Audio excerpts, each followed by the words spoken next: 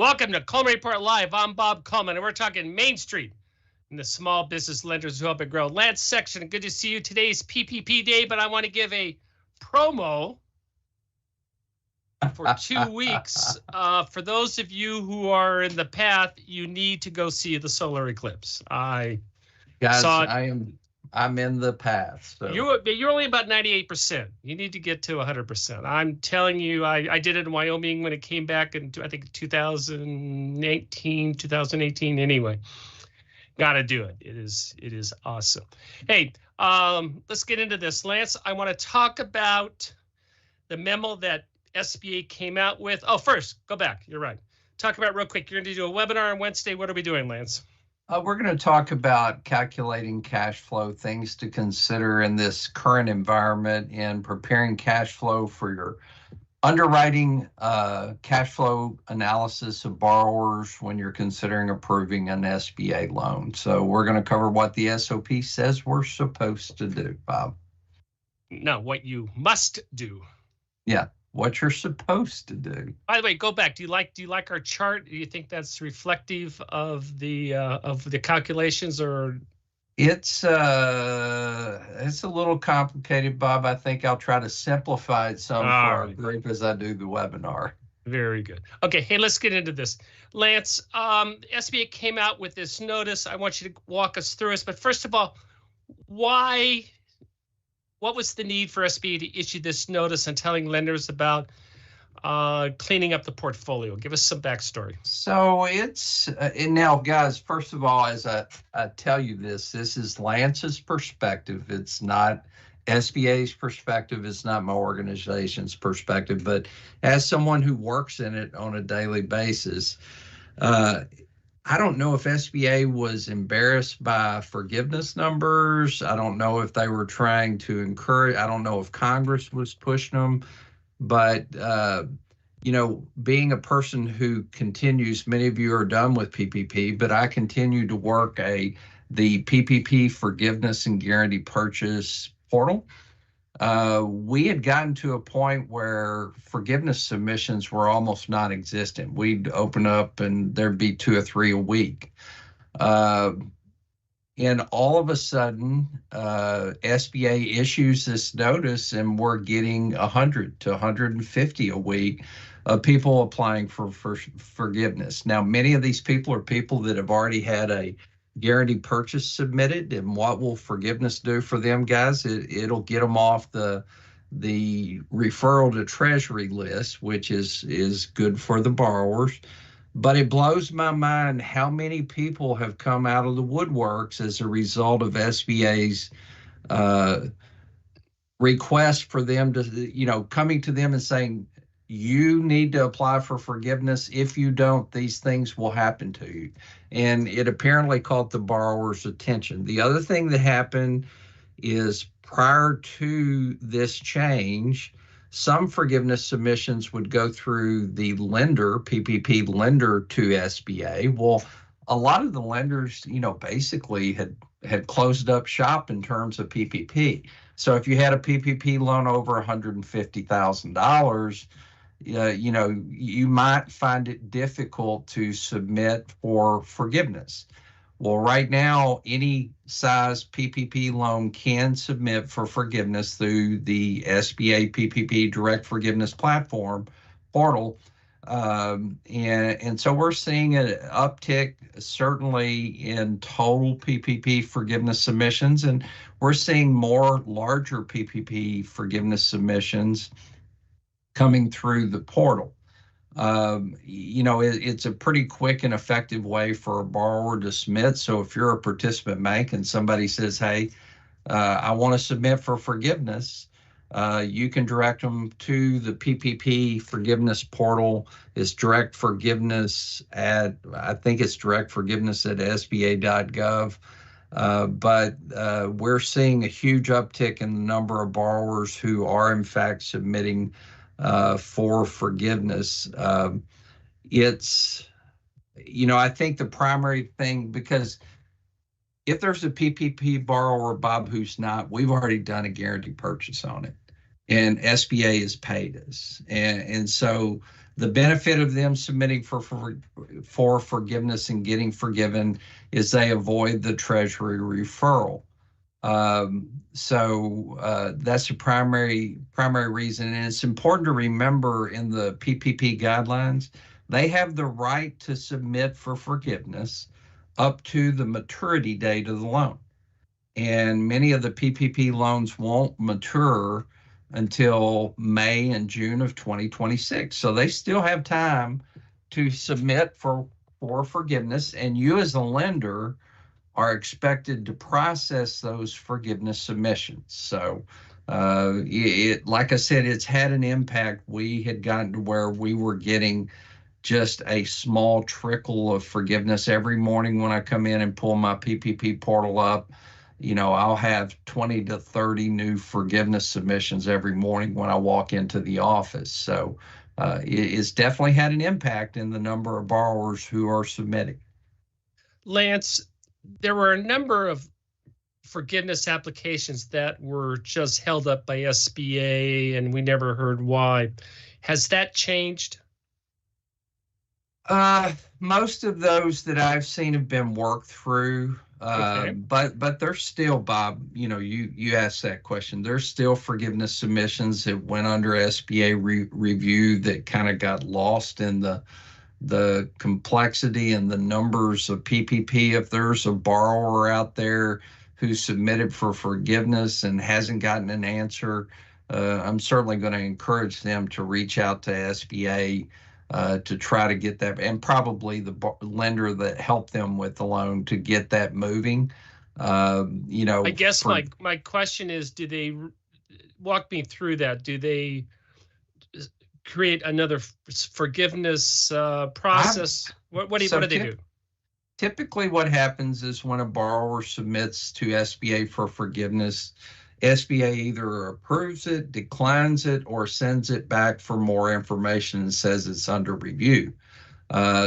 Most of the ones that are sent for under review that request more information, as long as more information is sent back, usually SBA will process those. If they don't get the information, they'll just set in that review status until somebody waves their hand and says, hey, we need some help with this. So if there are borrowers out there that you as a participant lender are aware of that have not gotten their approval on forgiveness, certainly would be time to reach out to SBA and see if you can get some help to get that process.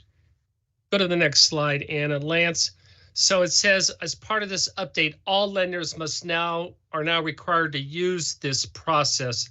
Have you used this portal, and what is your opinion about it? Yeah. Well, we use the SBA forgiveness portal from the very beginning, Bob. Okay. So it's the same portal.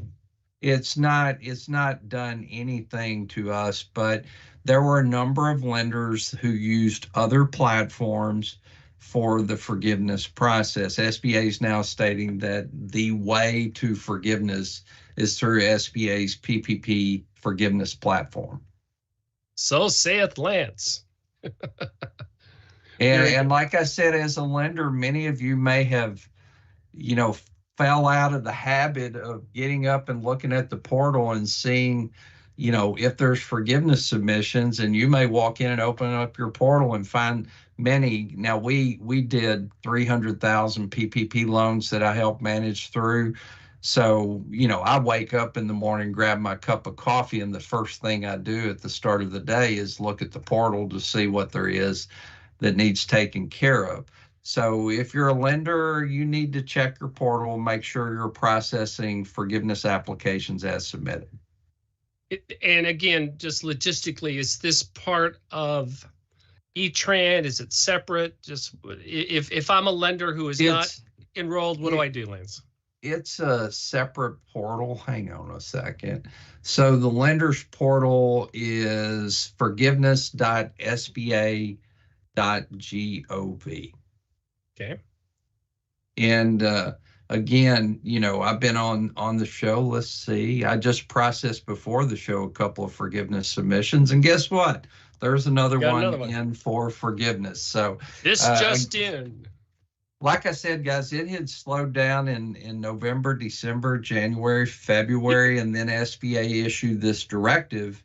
And suddenly, all PPP borrowers who had not been forgiven got a nice little communication from SBA that said, you still have time to submit. If you don't submit, here are the things that may happen.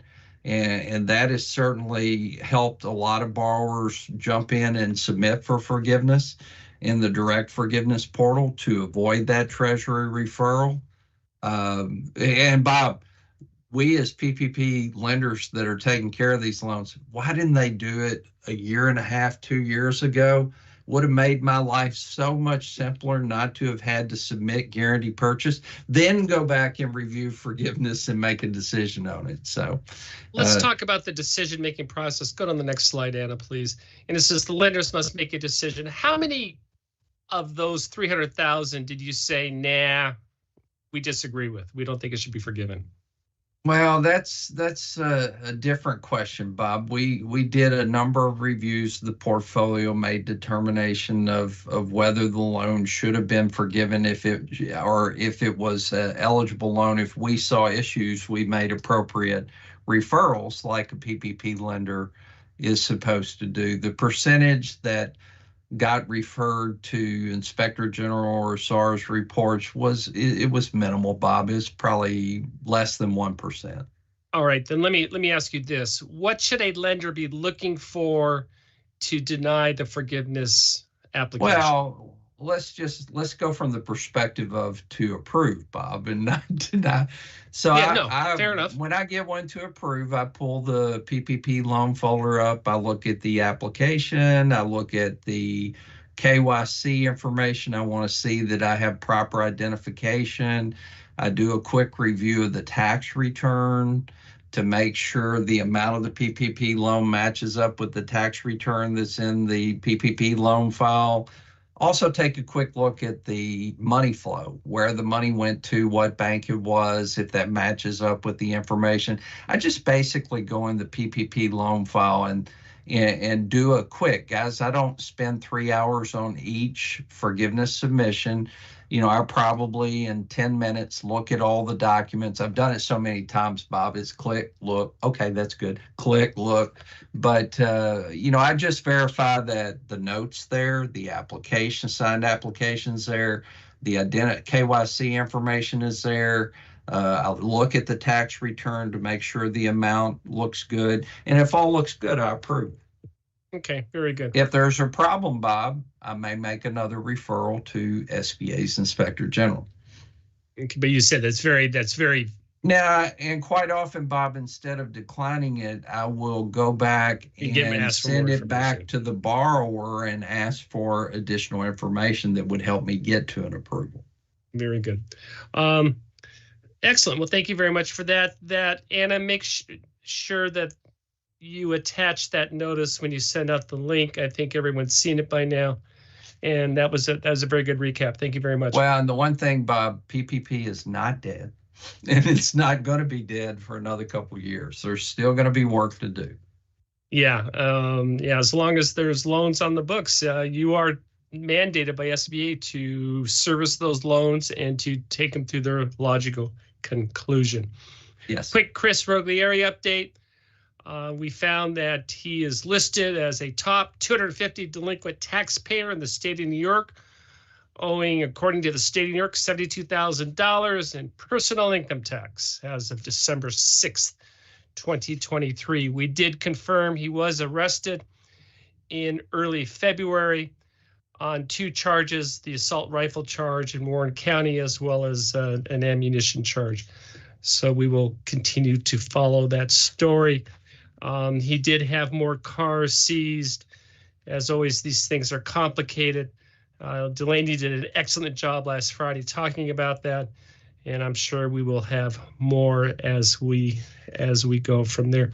By the way, Lance, we got some very nice comments on your questions and Delaney's questions a couple weeks ago when we had Jonathan, and I am blanking on his last name. Forgive me, Jonathan.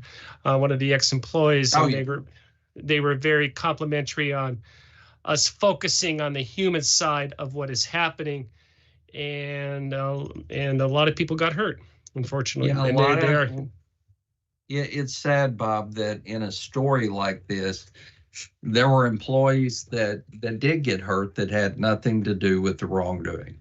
Yeah, and that's it. Let's see.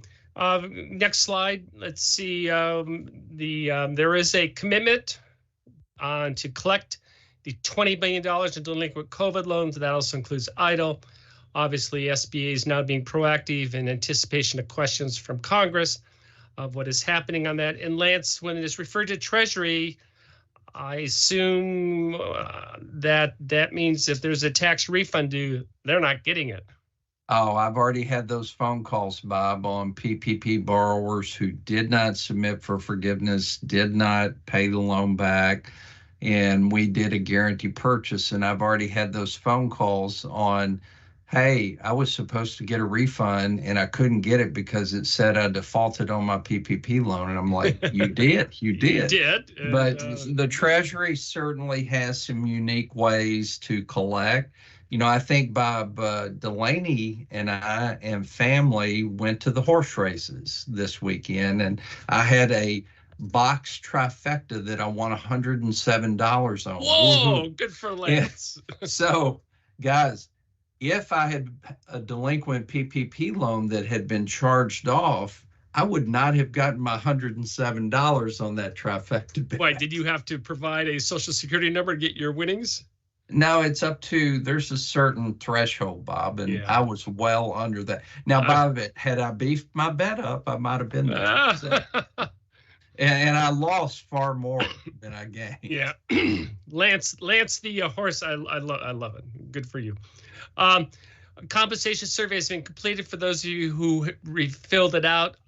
We will be getting those out today, I believe, and those are now, the new updated survey is for sale. And I believe that's anything else we have on the agenda, Anna? Are we good? No, we're good for today. Hey, thank you for joining us today for Coleman Report Live and for supporting America's Main Street, one entrepreneur at a time. Have a nice Monday.